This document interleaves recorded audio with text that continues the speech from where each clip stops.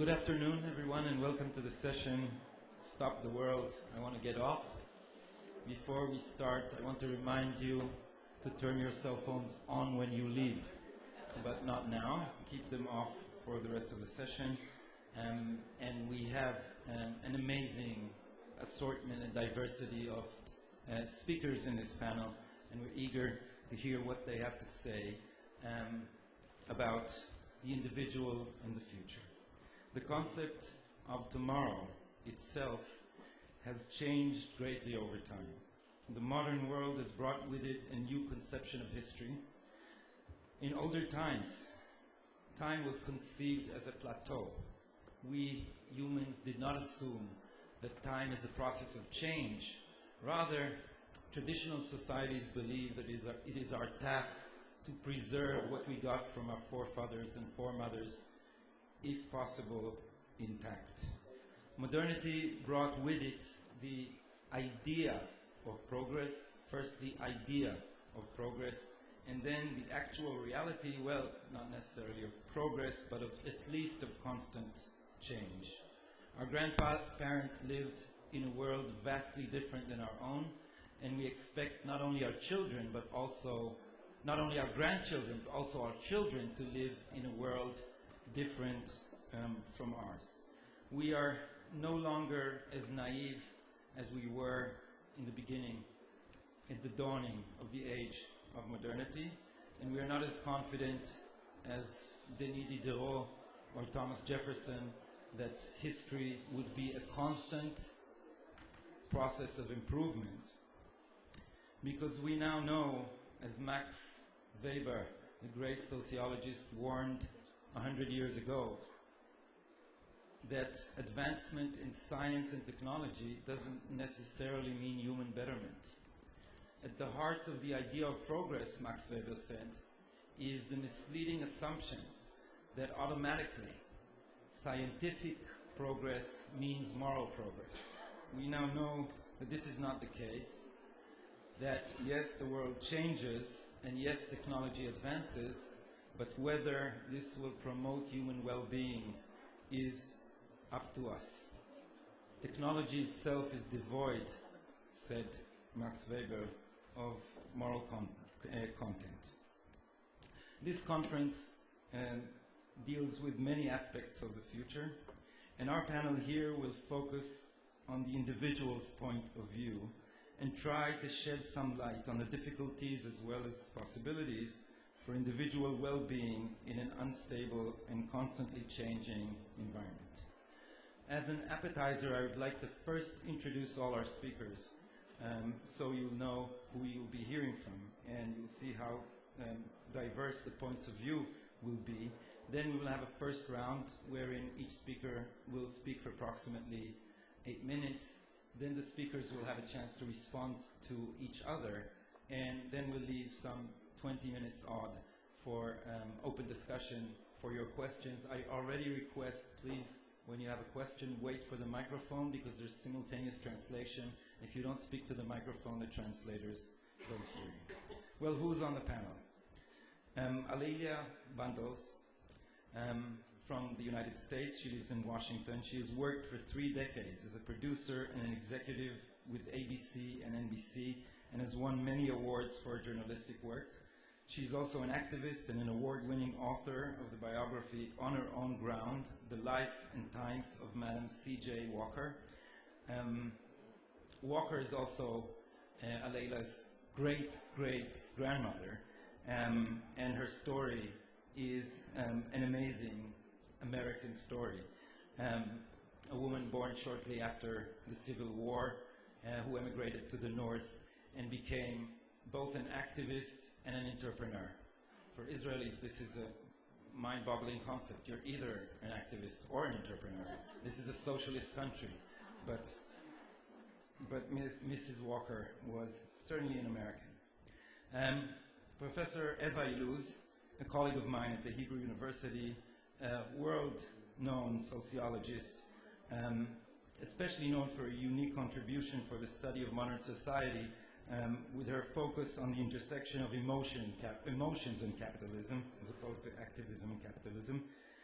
She's the author of award-winning books, Consuming the Romantic Utopia, Love and the Cultural Contradictions of Capitalism, and numerous other books, including another award-winning book, Oprah Winfrey and the Glamour of Misery, and many others. She was born in Morocco, moved as a child to France. She received her PhD from the University of Pennsylvania, and she now teaches at the Hebrew University of New York. Rahil Raza, Hebrew University of Jerusalem. The jury will disregard the last remark. Rahil Raza now lives in Canada, and she's an internationally prominent advocate of human rights, of cultural and religious diversity. She is the first Muslim woman in Canada to lead mixed gender prayers, and she's also an award-winning author of the book Their Jihad, Not My Jihad. She was born in Pakistan, where she received her primary and secondary education in a Covenant school. She graduated from Karachi University with a major in English and psychology, and she now lives in Canada and is working on bridging the gaps between East and West. She's had some experience with that, I hear, because Raza is also a typical Iranian name, so this alerted the security at Ben Gurion Airport, and we had trouble extracting her from their claws.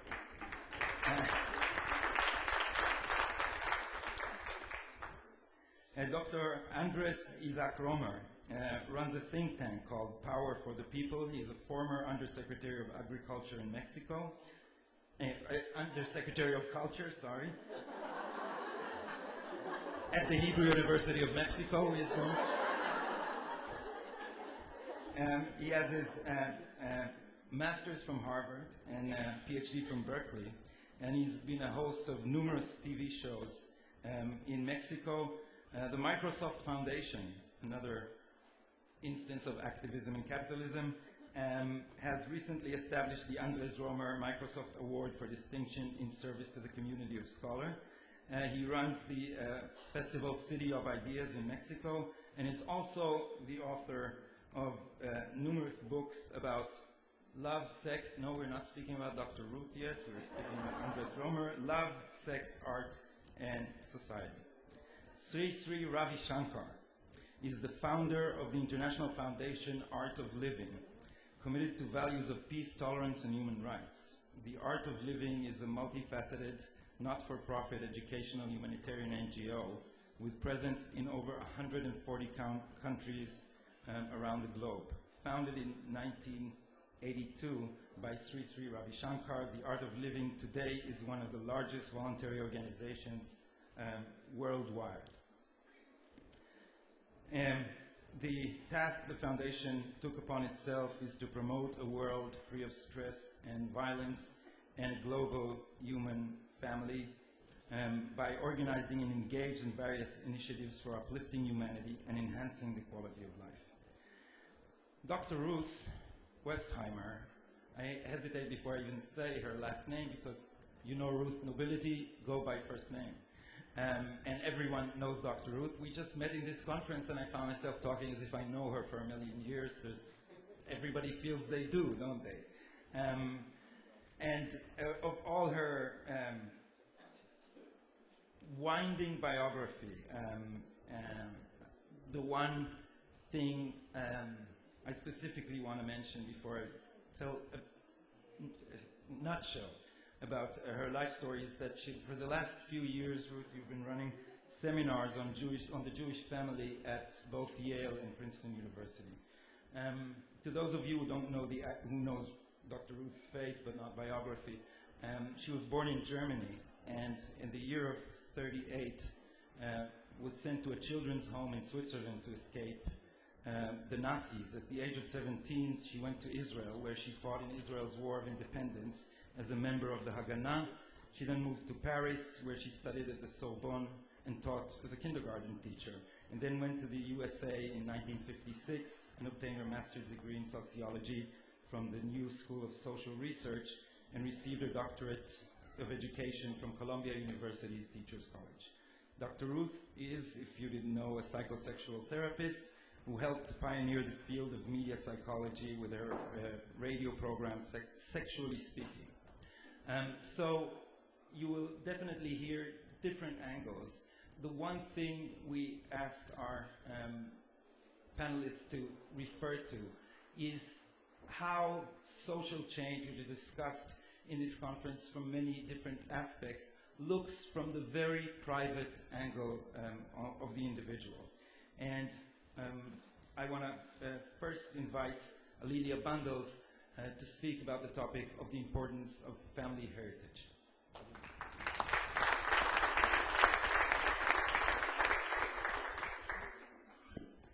Shalom. I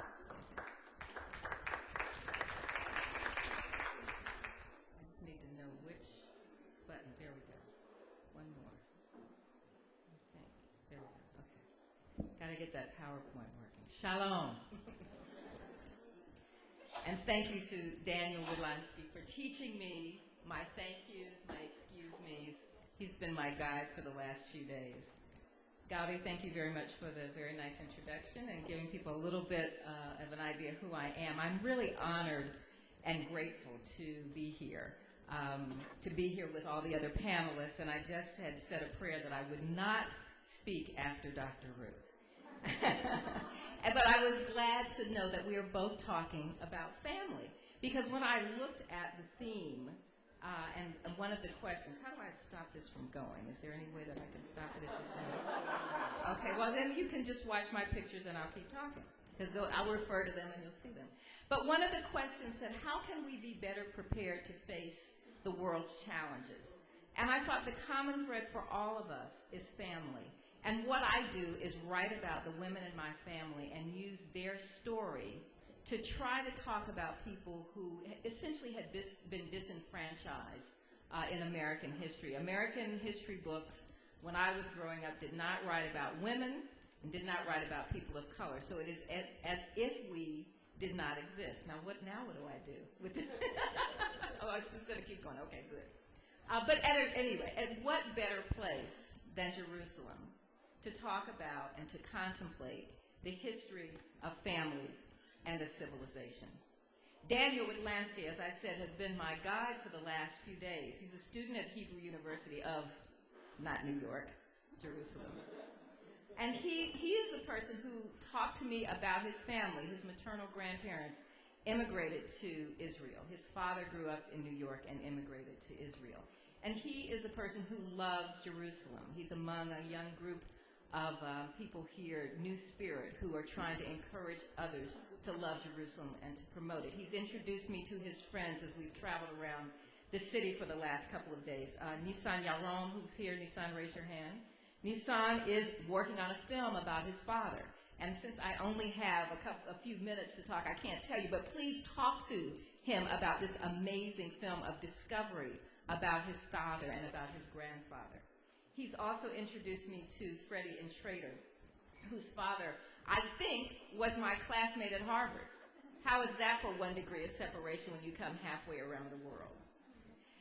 Yesterday, we went on a tour of the tunnels adjacent to the Western Wall. And I thought, what an amazing metaphor for me when I'm talking about family. What I do is excavate the stories of the women in my family and try to retell American history in a way that I wish it had been written for me, to try to talk about all the contributions and the sacrifices of all Americans. And I think this following family history, learning about family history, really empowers all of us. Today we were in City Hall, and there's something called Families and Generations, where City Hall, the mayor's office, is going to record the birth of every child in Jerusalem. So I know that this idea of family is very strong here.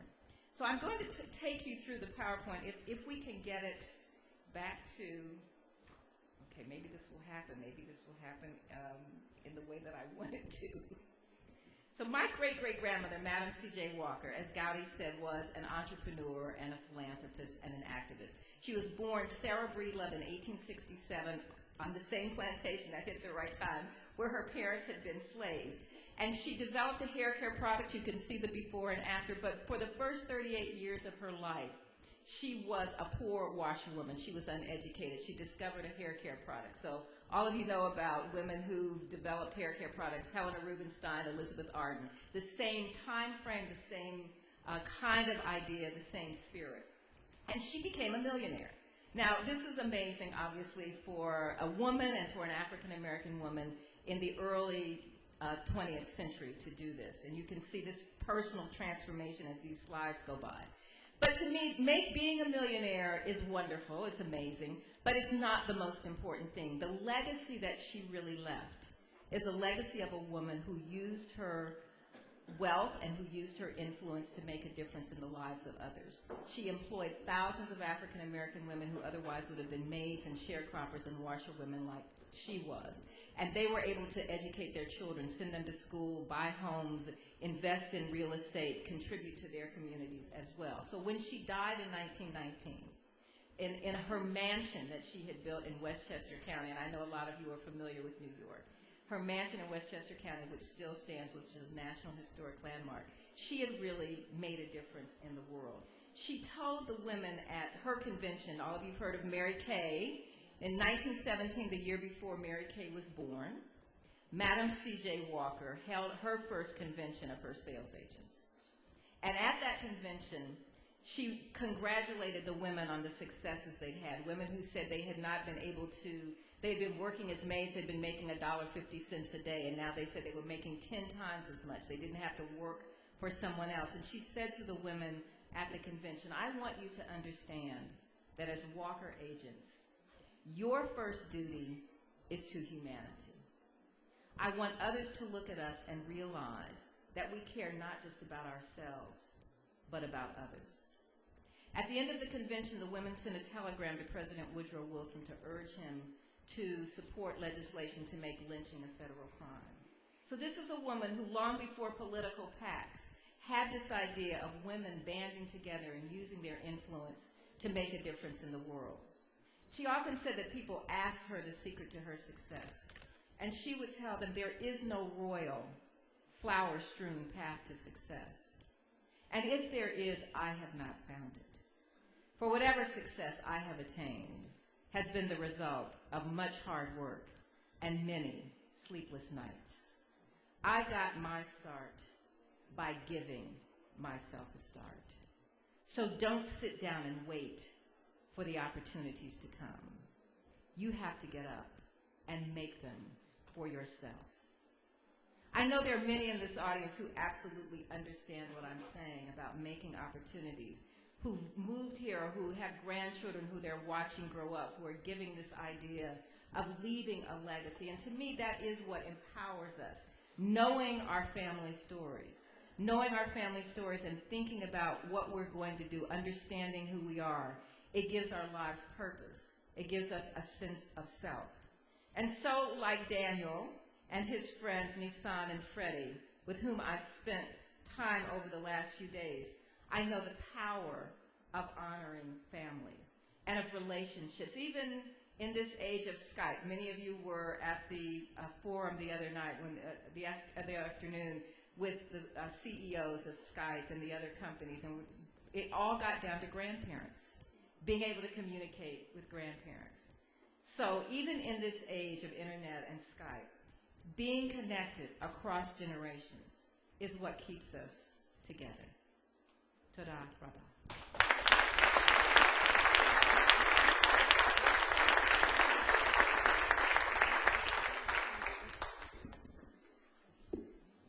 Individualism in the modern world has turned out to be both a blessing and a curse. Now, many are worried that individualism has gone over the top. Early individualists believed that individualism is in an eternal clash with the very idea of society. Ralph Waldo Emerson said in his famous essay, Self-Reliance, that society is everywhere a conspiracy against the manhood of all its members. Translated into our politically correct language today, it is against the independence of each individual. So is this antagonism or this conflict between individualism and society increasing or not. Eva Iluz's work has been illuminating this problem from the very most private recesses of the soul, where she discusses emotions and the free market society built on the ideology of individualism. And today she has some remarks on hyper-individualism. Eva, please.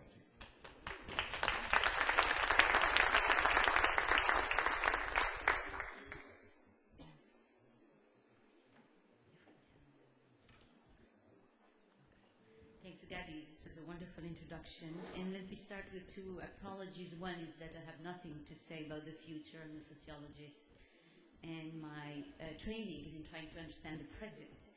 And my second apology is that I'll speak very fast because we have very few minutes, and I want to make sure I don't take away time from the other speakers.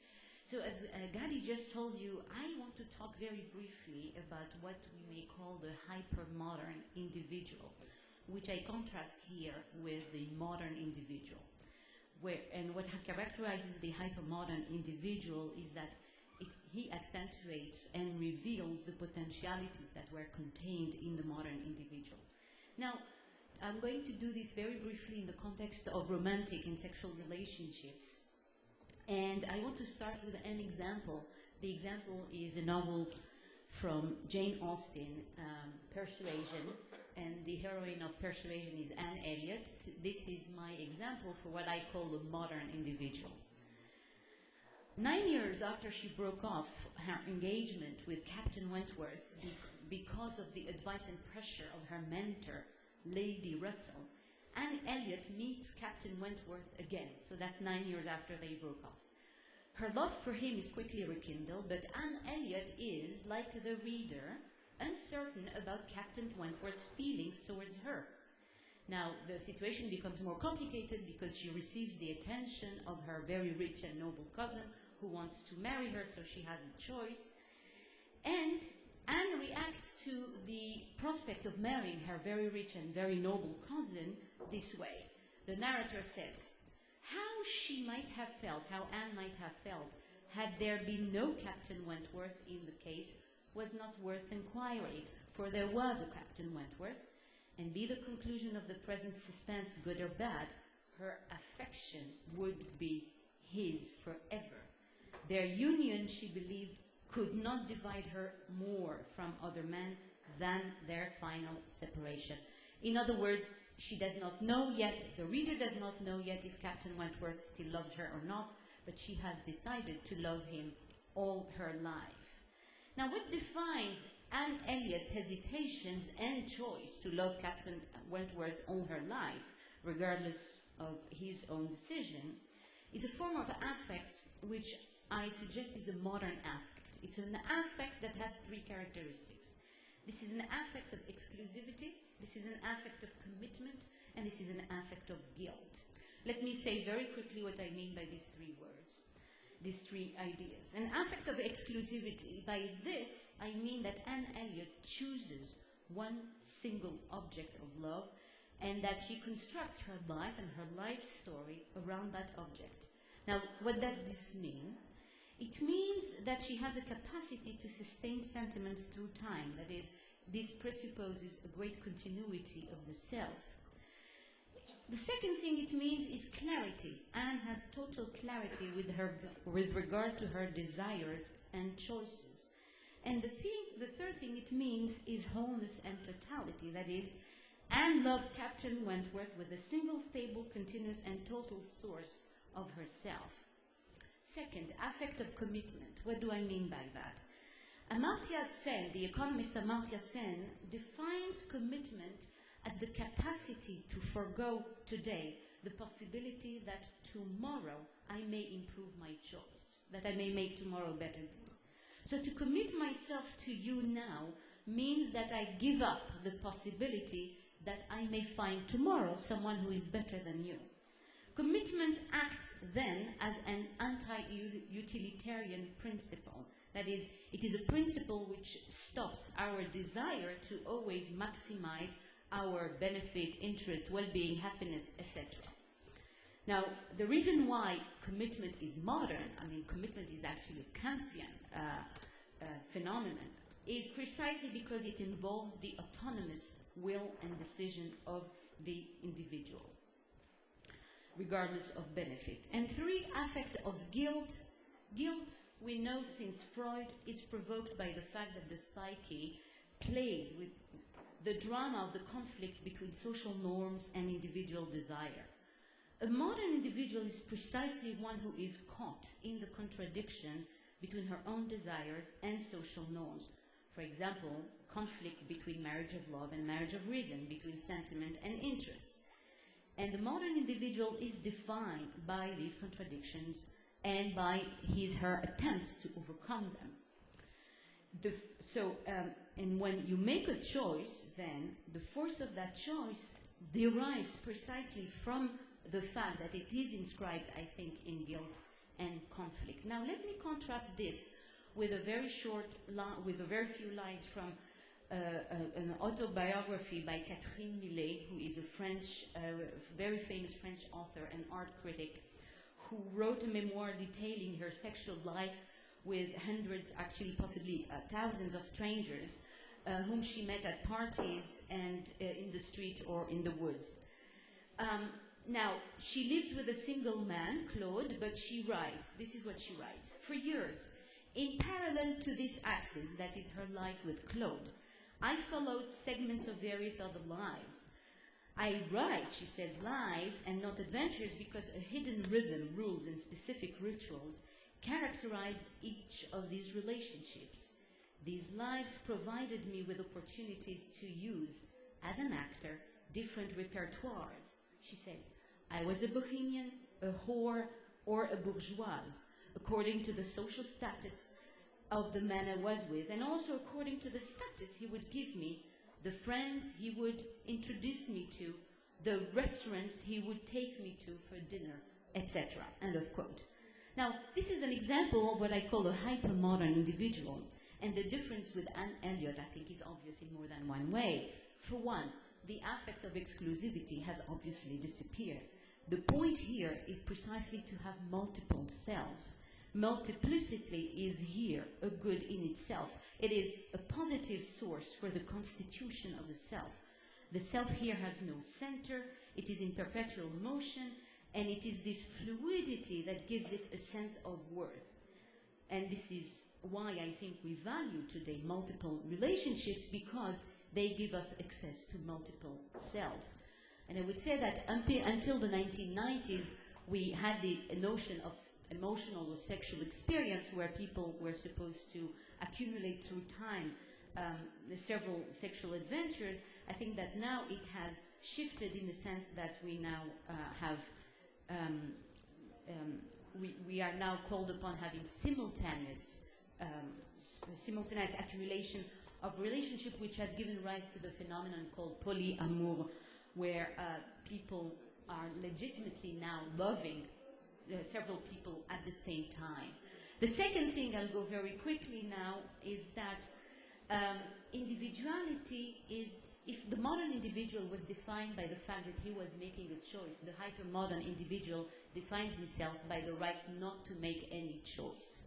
The right not to make any choice, the right to simply keep options open, is a very fundamental characteristic of the hypermodern individual. I will not go into the explanations, but let me just say that this might be connected to the much discussed, much talked about phenomenon of commitment phobia of men especially, and the phenomenon of hooking up, which is a kind of new form of relationship in which you do not commit yourself precisely to others, in which you refrain from actually choosing. And the third characteristic is that the hypermodern individual has no guilt, or has little guilt, at least in the realm of sexual relationships. That's because in sexual relationships, the first imperative is not to others, but to ourselves. And the imperative is to self-realize, not only to feel good, but to feel better than what we feel right now. And now this means simply that we don't live, I think, through conflicts anymore, or that at least the conflict we live are not between society and the individual, But what the conflicts we live are conflicts between desires that have an equal value for us. They have an equal valence. They have the same force and strength for us. And the implication of this counterintuitively maybe is that is confusion. Individuals are more confused precisely because they don't live anymore. They are conflicting desires within the big conflict between society and individual. Rather, every one of their desire is legitimate. And let me just suggest that talk shows and radio calling programs and psychologist offices are full precisely because confusion is the queen of the day. So the hypermodern individual is thus multiple. It demands the right not to choose in order to keep oceans permanently open. And it is motivated not anymore by guilt, but by the desire to reconcile all desires. Now, undoubtedly, this has not made us happier, but I'm not sure that happiness should be our only way to evaluate new trends. Women, for example, are less happy today than they were 40 years ago, but they're definitely more free too. So whether we should prefer happiness or freedom is a question we might ask. Thank you.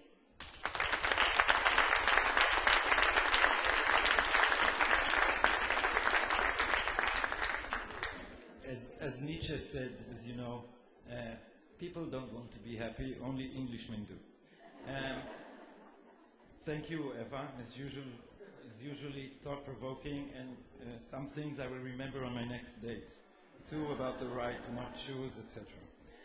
Not long ago, I sat in a panel in the University of Haifa, where the topic of discussion was multiculturalism in Israel and Germany.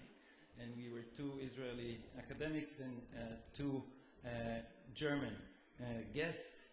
And the first German speaker, obviously from the old academic hegemony in Germany by all standards, class, race, gender, and everything else, gave a fiery talk in favor of multiculturalism. And then, surprisingly, the next speaker, a very courageous Muslim, Turkish, German woman, spoke vehemently against multiculturalism.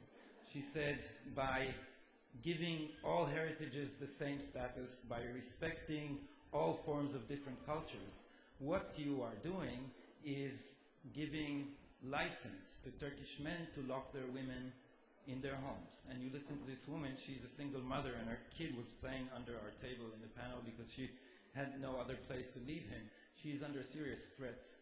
Her life is under serious threats.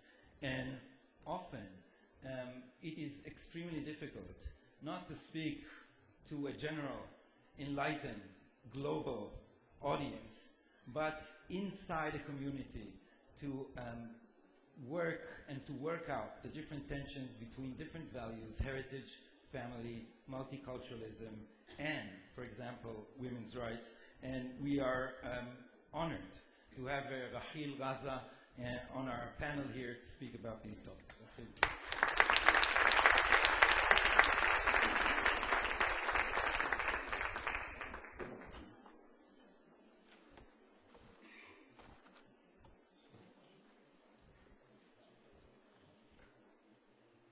A greeting from my heart to yours. Shalom, salam. I am deeply honored to be here today. As you heard, I'm a Pakistani by birth, a Canadian by choice, but let me add that I'm a global citizen by necessity. I know what it means when we say, stop the world, I want to get off. I live currently under one roof, in one home with my mother-in-law, and with my daughter-in-law, and I have a beautiful grandson who is half Pakistani and half Mexican, so we call him a Mexipack. As you've heard over the hours since yesterday, we live in perilous times when there's chaos on the world at every level. There are signs that suggest that we've destroyed the environment through our materialism and consumerism and our souls through an overdose of technology. While there are great assets and advantages to technology, especially in the world of art and science and medicine, I don't know if I really want a computer in my brain or a chip under my skin. And sadly, we don't see the same strides in peace building and dialogue building. Look at the world around us. Added to the tragedy of natural disasters like earthquakes, famines, and floods, are half-insane leaders who have their fingers on a bomb, ready to destroy others at any given moment. We need to exchange these weapons of mass destruction with weapons of mass instruction, so that we can clear the pathways for peace and humanity to find a long-term vision for global solidarity. The good news is that only when we exhaust our physical capacity and have consumed ourselves do we actually respond. We are all inhabitants of one planet and citizens of one world where the lives and well-being of all humanity is inextricably intertwined. So the meaningless meanderings of a bearded man in a cave in Tora Bora resonates right here in the heart of Tel Aviv and Toronto. I believe that as people who affirm the dignity and humanity of all people, we have an individual responsibility as well as the ability to create a world from which injustice, inequality, and oppression are gradually eliminated. We need to be committed to finding other like-minded persons who will work with us to construct the foundations of a justice and compassion-based world in which we can live in peace and without fear or insecurity. And I don't have to tell you what it means to live in constant fear for your lives and those of your children. Where does this place me as a Muslim woman with a deep connection to my faith, living in the West, and watching with horror as my faith is hijacked and I feel trapped between the extreme right and the extreme left? In Canada, there is a saying that Canadians use. They say, between a rock and a hard place, and that's where I'm placed. However, as a woman of faith, I believe that I will be asked the question, what did I do as an individual when the world was burning? In this sense, it's this sense that every individual can make a difference that brings me back to Israel for the second time within 1 year, and the inspiration that spurs me on to build bridges among communities and individuals and nations. Let me give you a brief idea of how challenging this journey is.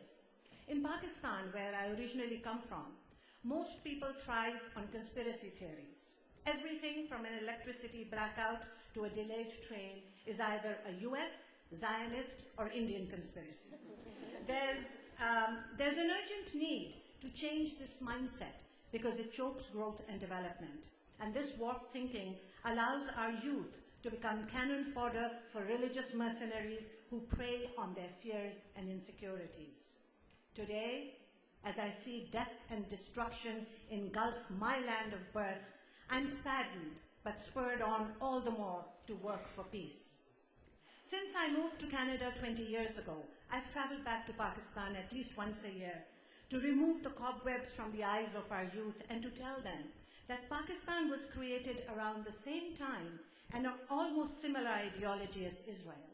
And how would they feel if their neighbors refused to acknowledge their existence? I impart this message to our Canadian youth as well, because I believe that they and us, we have a lot to learn from Israel. I also see that hate and racism are taught at home, so we must begin at a very grassroots level to strip away the layers of suspicion. And to this effect, I'm very happy to say that I work closely with my friends in the Jewish community of Toronto, and it's actually my partner in interfaith dialogue, Rabbi Jordan Cohen of Temple Anshe Shalom, from whom I learned the term Tikkun Olam. Am I saying it correctly? Yeah.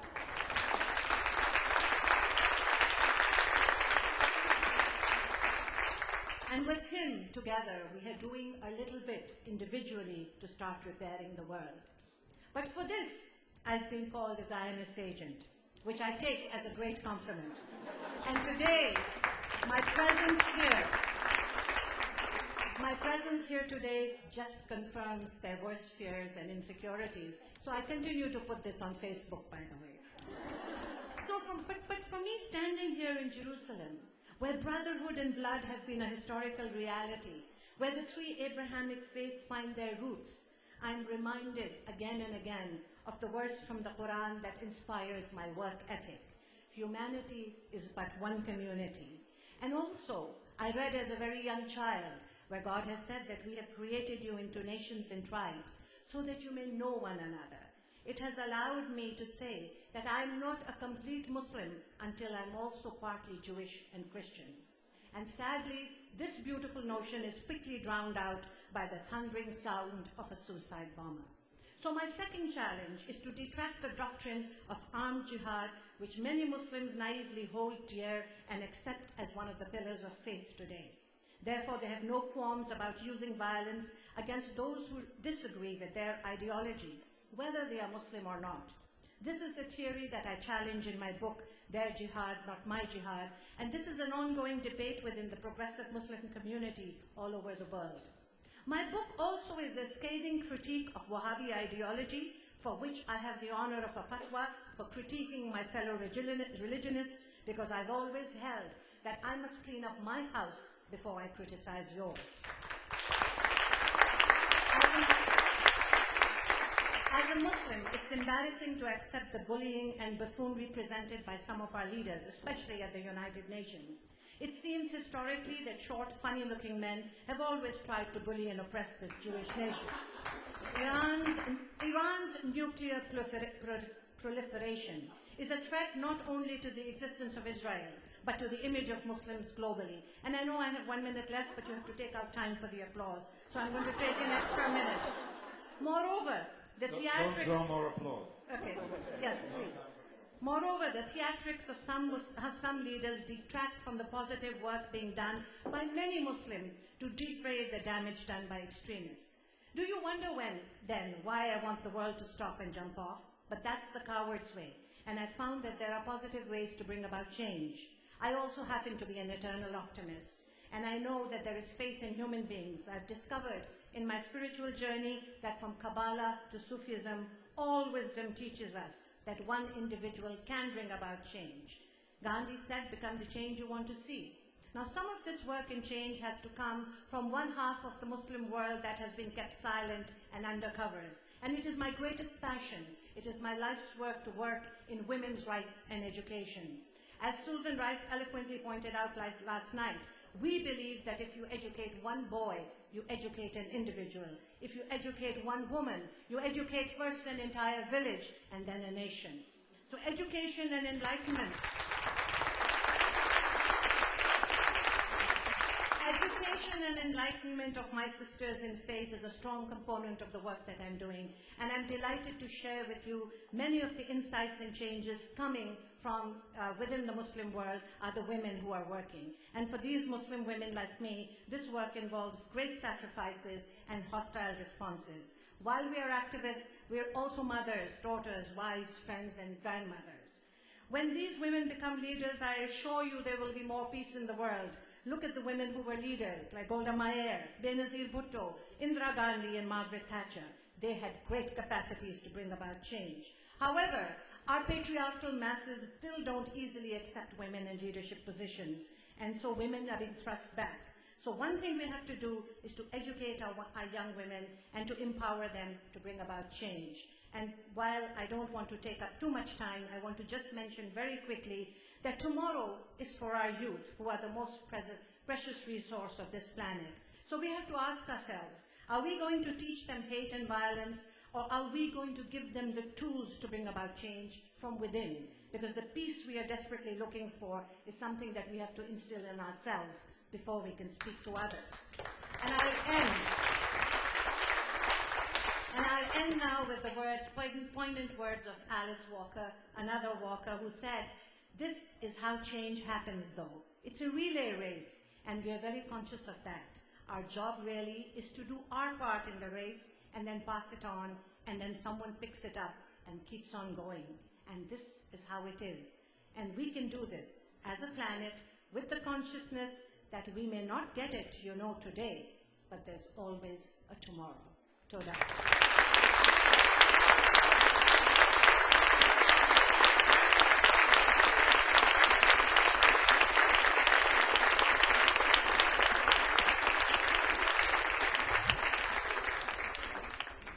Well, if this panel were a microcosmos of the globe, it would have been an easy task to install eternal peace between India and Pakistan.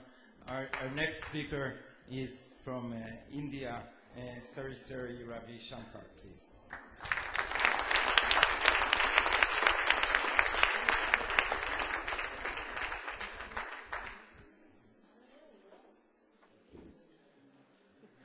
Let me begin with a story. This is an incident that has happened once. My grandfather left his family, sent his son and his mother and everybody to her mother's house, her parents' house, and he went with Mahatma Gandhi. For 20 years he stayed with Mahatma Gandhi. And one day Mahatma Gandhi asked him, how many times you have made mistakes? Meaning, how many children you have. So my grandfather told him, just once more than what you have done. You have 4 mistakes, I have done 5 times mistake. So my grandfather sent all his 5 children and his wife to her father's house, the parents' house, and took all the gold from the home and joined Mahatma Gandhi. And then I decided I'd better grow a beard to stop any proposal coming my way.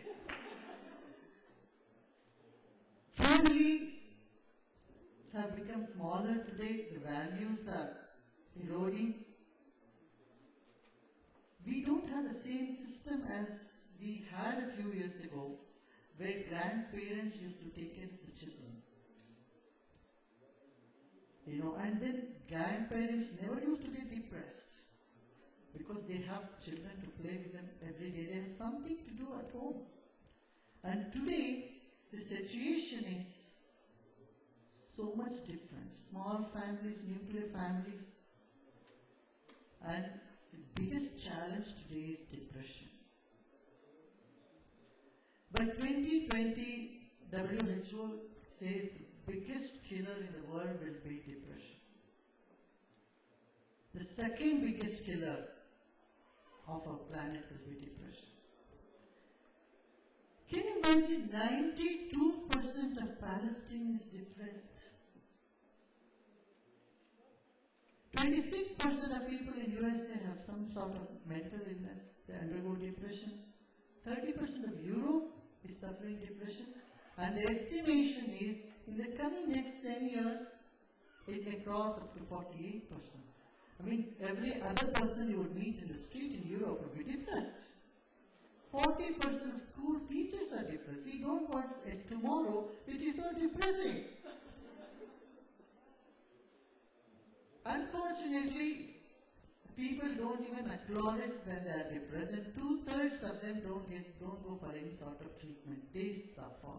They sit in closed doors, and they are undergoing the pain, the suffering. Because there is a taboo about mental illnesses. We need to remove this taboo about mental illnesses. Have people look at a healthy way of living. Lifestyle change is necessary. If you look at our mind, we are angry about the past and anxious about the future. All the time we are angry about the past and anxious about the future. The only time we are at peace is those 8 hours when we are sleeping, when we are not active. 2/3 of our time on planet Earth, we are on treadmill, running faster but reaching nowhere.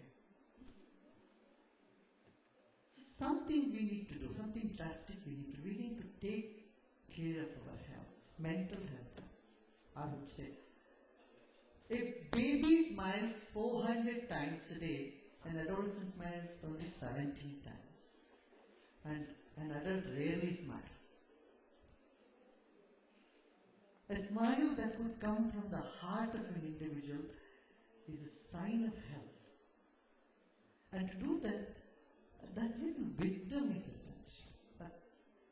The vision for tomorrow and living the present. Half the health we spend to gain wealth, and we spend half of that wealth to regain our health. Try to regain it. It doesn't come to life.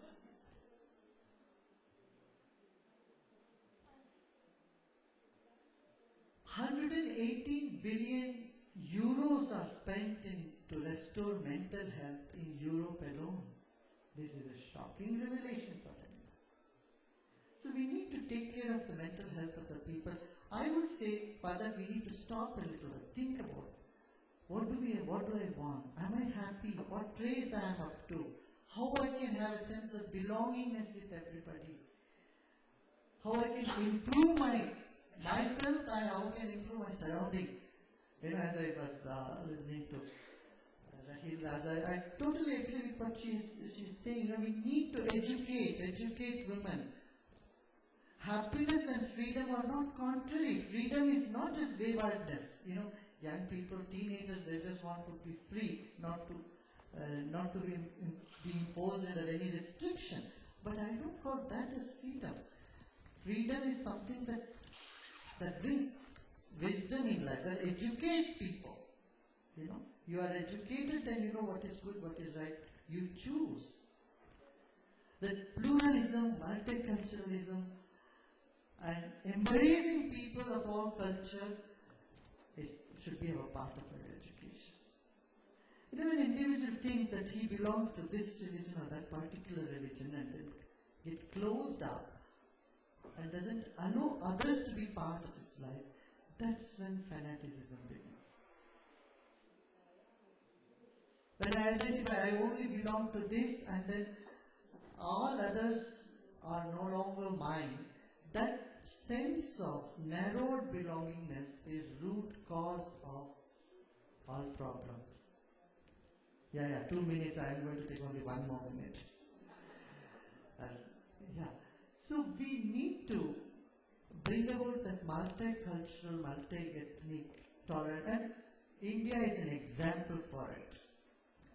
You know, no community has ever been persecuted in India, including Jewish and Persian community when they came from Iran. Even today, Parsis are a big part of India. They are managing one of the biggest empires in India. Wealth and industries are with them. This sense of multiculturalism has been there from a long time. In Sanskrit we call Vasudhaiva Kutumbakam. The whole world is one family. And this value of one familyness is what is preached by yoga. You know, sciences like breathing technique, yoga, they can calm a person down and make him to think from a level that gives a long-term vision, that gives a long-term happiness in life. So,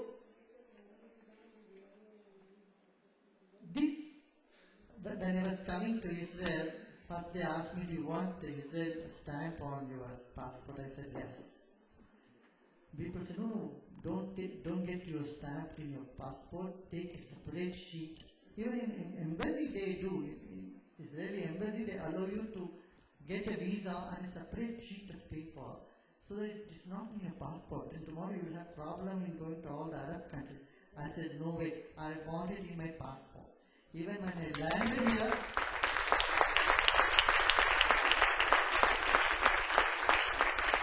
I said, I want the stamp in my passport. I want it twice. Once I am coming in, once I am going out. The world is my family. I am going to see this. I am connected to Israel. I am connected to Jews. As I am connected to Iran, Iraq, Pakistan, everybody. So we need to break this narrow-mindedness and make people realize we are all part of one world.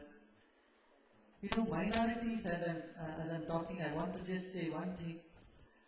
We have not learned lesson from the Holocaust. Today, what's happening in Sri Lanka, in Burma, in Pakistan, in Bangladesh is really appalling. There was 18% minority Hindus in Pakistan. Today they are less than 1%. What happened to them? Where they have gone? We need to wake up, and as my presider in her speech, she said that multiculturalism has to be promoted, that tolerance has to be promoted, We all have to join hands to promote tolerance. Thank you very much.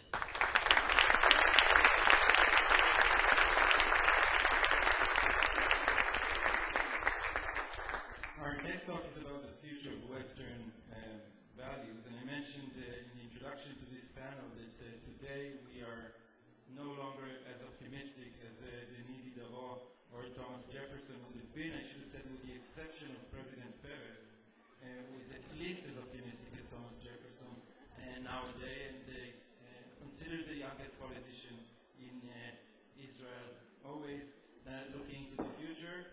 So I hope you will consider this characteristic of our president and not mar our optimism too far.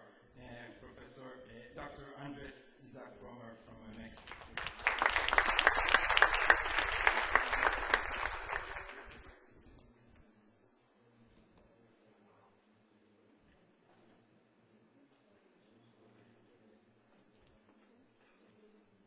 Okay, first of all, two briefly confessions. The first one is that my first language is Spanish, my second language is Spanish, my third one is Spanish, the fourth is body language, probably Dr. will help me with that, and the fifth one is English. So I will try to speak the best way I can. So if you understand something, you have to ask me a question later, because there must be a problem. And if you didn't understand, you're perfectly understanding everything. I have been my second confession. I'm devoted to non-market activities. I have written more than 18 books not about what can I do to buy a microphone. My interest is if I could go to a store and say, hey, could I exchange you 2 kilos of love for 1 kilo of envy? What are the emotions that move people? Why do we live the way we live? And based on that, my second confession follows. I have a beautiful girlfriend, and this was like 3 years ago, and I broke. Everything stopped. And I have been always a very rational, very, very devoted to neuroscience, to promoting science, to study PhDs in economics, but I really was destroyed. I never understood what happened. I have suffered, unfortunately, deaths of parents, of the stepfathers, etc., brothers, but my pain was so terrible that I said, I have to understand better human beings and what's going on in my society. And I call the Western society, because Benjamin already mentioned that there are two kinds of nations. One that is really, really concerned of what they will eat today, and they have to survive. And the other one is the one that we use shopping like a therapy. We are concerned of putting on a diet.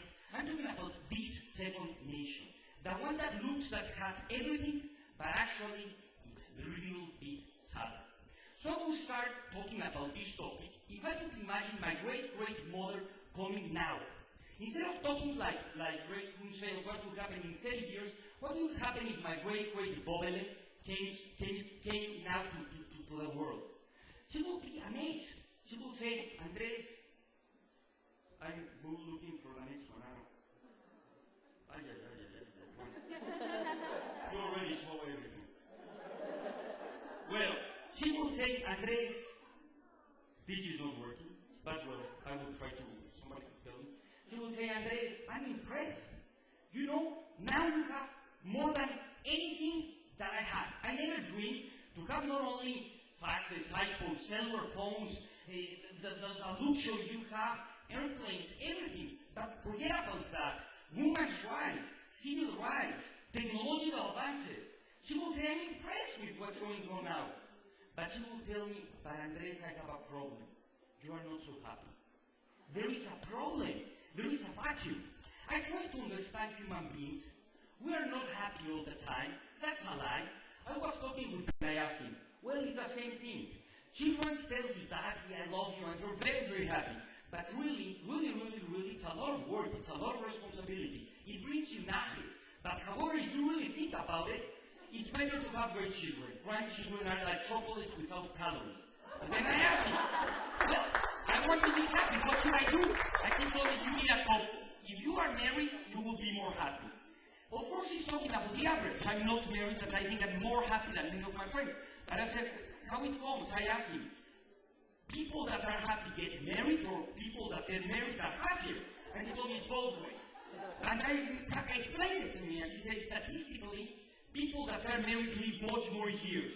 So I said, I have a trap to Ray Kurzweil. Instead of waiting 20 years, I have to marry 5 times, and I will live more. The point here is that at the end, my grandmother would say, Andres, you are not so happy. The last study about happiness was done at Harvard from 1943 to 2009. The secret of happiness and the problem of happiness is the following. The problem is that happiness is an equation, A for achievement, E for expectation. If you expect a lot about your life, and you want to become President of the United States, you're an Afro-American, and you also want to win the Nobel Prize in Peace, that's tough. And you talk in a conference like this, you will say, well, my happiness, the equation is not working. The problem is that happiness is doing an equation of achievement. And that's the first lie to my brain. We are on fire. We lie to ourselves. So happiness here doesn't work. I have to quickly go. The best man is the next man. I am talking about 10 things about it. I won't have time. But 10 things that have a problem with our society tonight. I was walking in the Reformista Street in Mexico, and I read a beautiful, great, big spectacular that says, the next man is the best man. I said, please, my former girlfriend, please don't read it, because the next one is better. But the problem is, it's not only the next man, it's the next friend, the next cellular phone, the next book. Everything that is next is better, and it has to do with the work of commitment. I was telling to a rabbi, hey, now that I'm divorced, when I was getting married, when I met him the first time, I told him, hey, please, I like very much your speech, but one favor. Instead of telling me that when I die, love, we separate, please say, when love ends, we separate. And he told me, be careful. And he was right, because this is the next society. This is the next generation. And I have 2 minutes to finish, because this is the next generation, everything has to be very fast. The thing is, in the next generation, if you get and you find a person and you say, well, first I have to understand my brain. My brain says that I want to have surprises. That's my animal brain. That's yours. And my brain says that I want to be unique, individual, and different than everybody. That's my nature. That's my brain. I have to understand it. So, but the problem is this generation. I go to a store named Starbucks, and my friend asks, doble, espresso, or tal. I cappuccino, grande, latte. And los lactos, everybody's different, but Starbucks knows how to sell it by individuality. But at the end, I'm doing myself. I'm not different than you. I'm the same schmuck. The fourth thing that I want to finish with all this, because I want to be able to give all that 10 lessons, is that we're having really problems with these things of commitment. If I have a person and I say, this person is forever, I was talking with a guy named Barry Schwartz. He wrote a beautiful book, The Paradox of Choice. We thought, we're lying to us, that more is better than new. More if it's cheaper. No?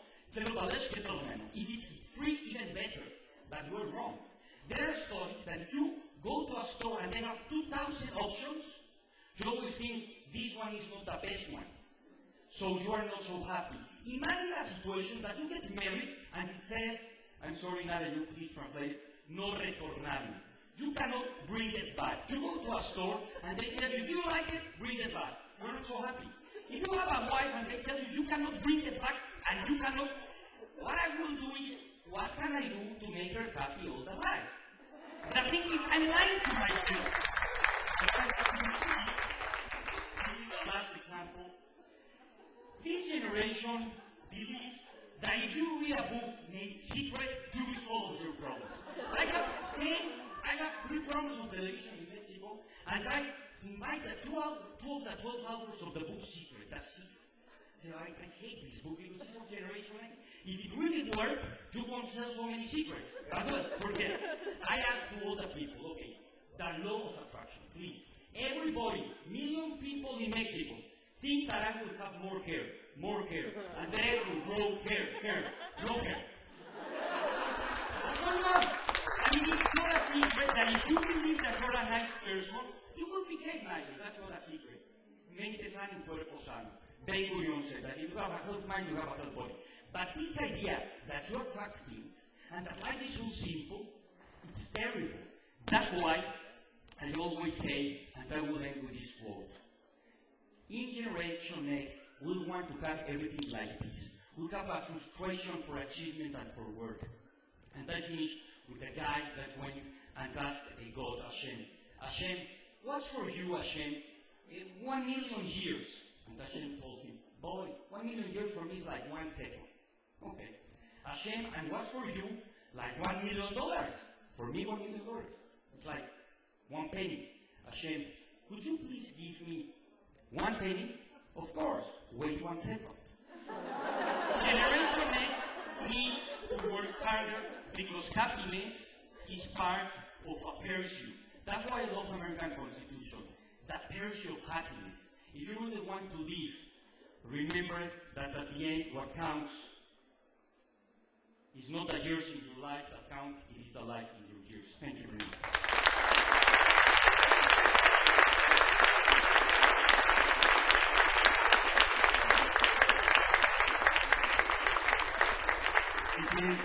It is indeed surprising how Indian spirituality and work for the Mexican government boil pretty much to the same thing. And we want to end, Dr. Ruth, I'm going to ask you to keep time, your 8 minutes, because we want to have some time for questions from the audience. And Dr. Ruth will speak about the future of sexual education in the family.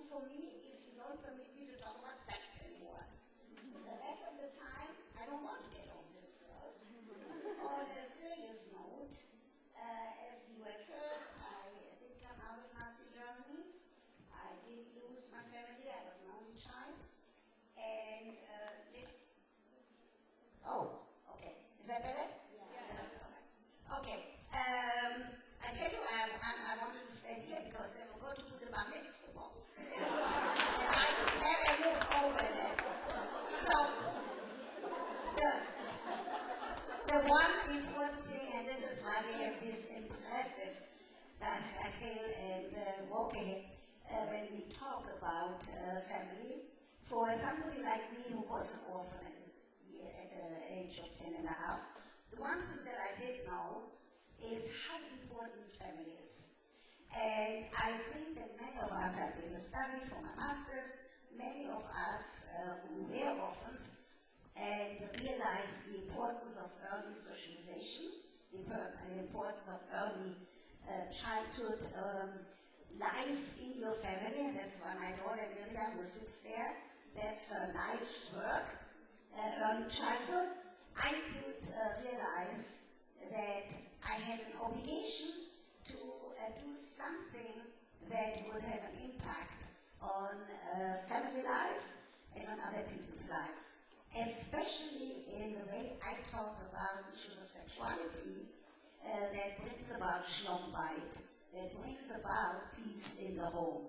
So I would like to just tell you very fast what we have learned.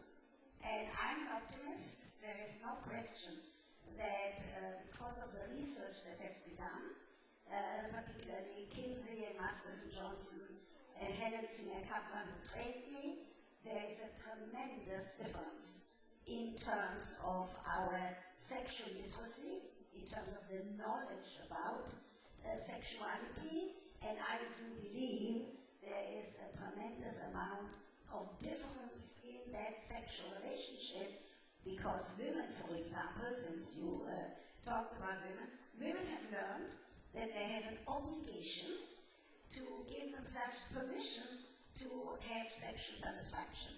Gary, even the best lover, even one that I have trained, can't bring a woman to sexual satisfaction if she doesn't give herself permission, if she doesn't teach him what what she needs. So there is no question that because of research, we have better educated, because of that sexual literacy, we do know more about not only sexual satisfaction for women, but about premature ejaculation for men, about difficulties obtaining and maintaining an erection, about difficulties in terms of women and women after menopause, men who are older. So this has changed in terms of our knowledge about it. I want to tell you a little bit about what I'm worried about. I'm worried about that, for example, in New York, there are now sex clubs springing up, indiscriminate sexual activity, homosexual activity, heterosexual activity, and what worries me is that we will see more sexually transmitted diseases in the near future, and that, of course, again, what that would have an impact in terms of the family and the relationship at home. What we do need urgently, because we have built on that knowledge of Kinsey, Masters and Johnson, Singer, Kaplan, who trained me, what we need now is a new study, because the Kinsey study is 50 years old, it's too old. We need a new study of now in order to advance that knowledge. But sex therapists do have a way of treating people with sexual dysfunction. I'm old-fashioned and square.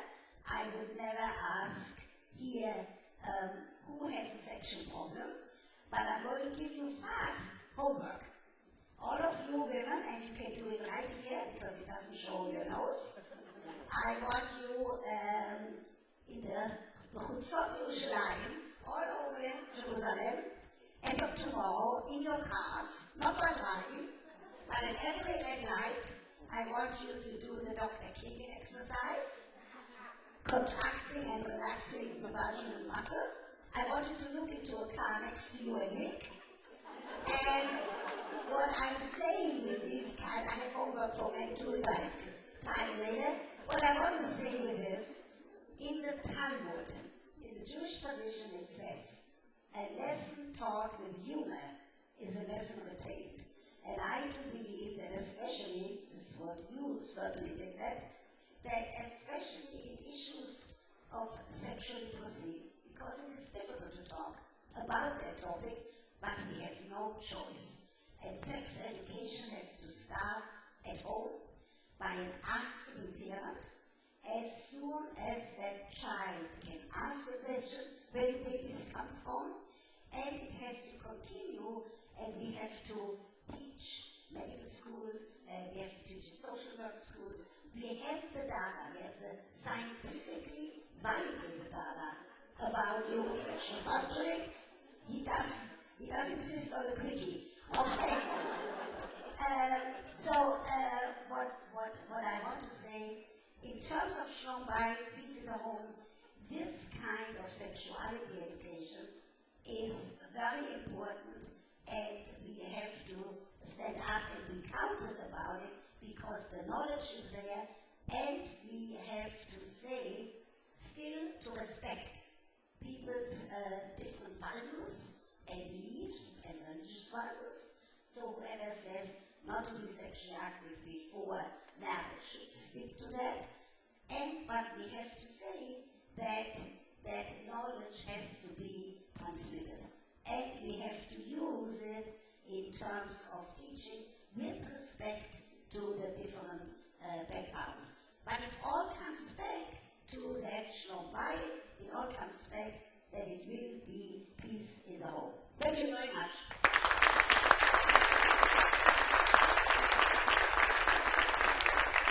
Now for some quicker quickies. We have time for maybe 3 questions. We'll take them all together, and then whoever wants to respond will have to do it briefly. We have 10 minutes before we disperse. So the first question is here. Please come with the microphone. Please say who the question refers to. I'm Dr. Argali Weinstein. I want to ask Dr. Ruth. Here in Israel, like in America, we became a non-marital society. As I feel it, as a woman, men come to women and they want a quickie, a sexual quickie. And then when a woman wants to go out, men say to women, let's stay at home, let's do quickie, sexual quickie. You can go out with your girlfriend, fly with me, let's do sex. It's easier. And then we become a non-marital society because sex became easier and more cheap, and we do not get married because then we go and move, Okay, wait. you understand it probably. Yeah, sit down. I know what you mean. Next question here.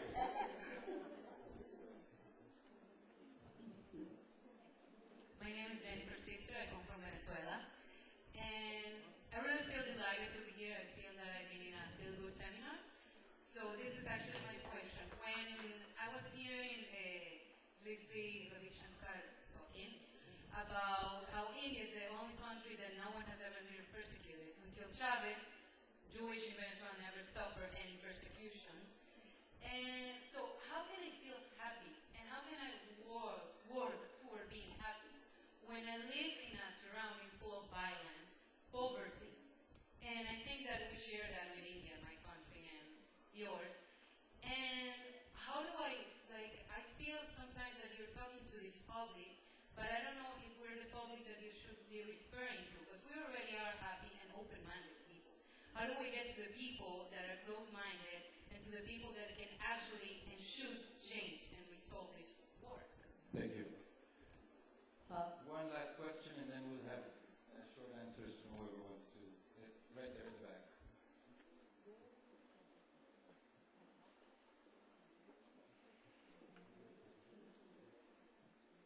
Hi, so my name is Ines. I'm from the Market newspaper. After your really feel-good words, I had some questions about ethics and about how technology affects everything you're talking about.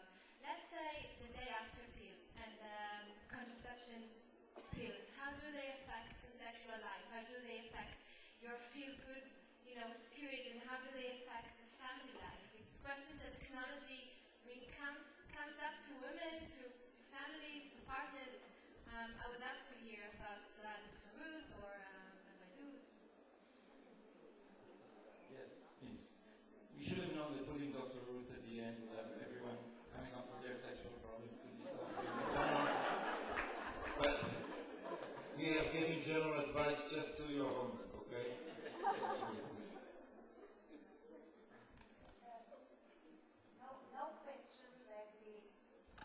No question that the contraceptive pill has changed the life of many women, and also within the couple, like you asked, because it gives control to the woman in terms of when she wants to become pregnant.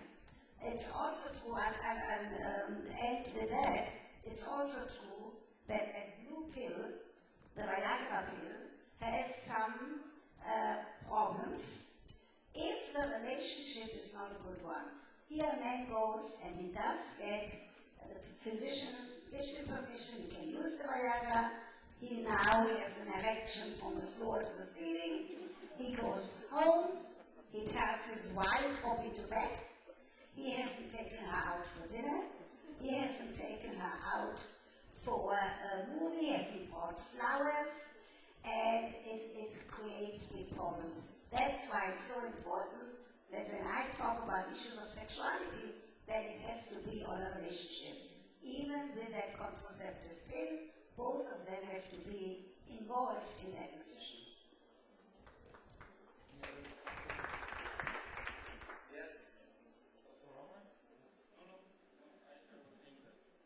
That other question? Yes, we have time for one more. Yes,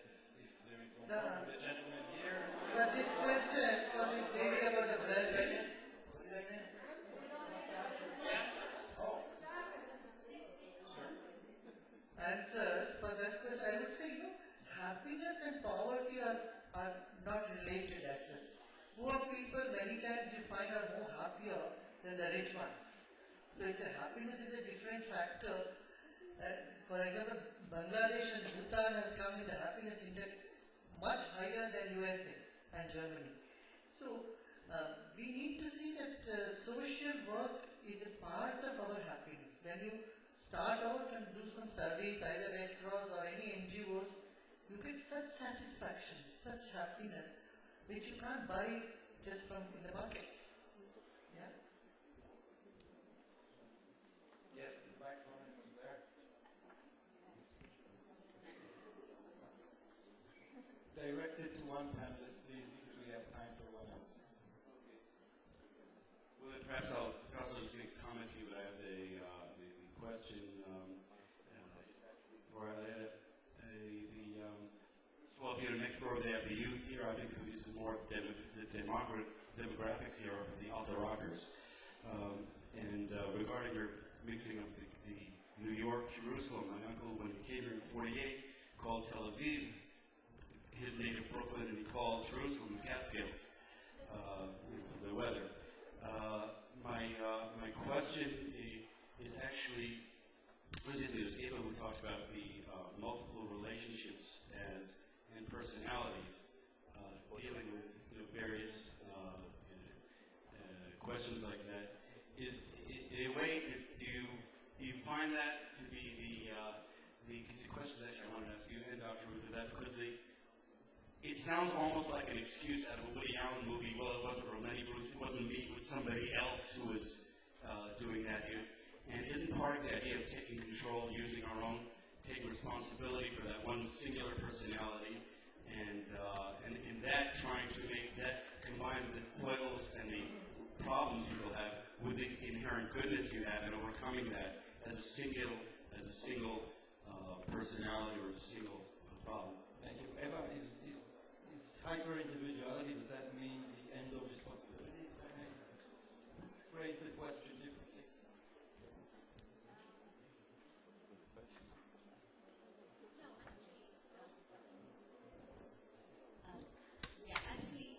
No, I think it would be a very facile way to build a contrast between the two prototypes I brought here, Anne Elliot and Catherine Yeh.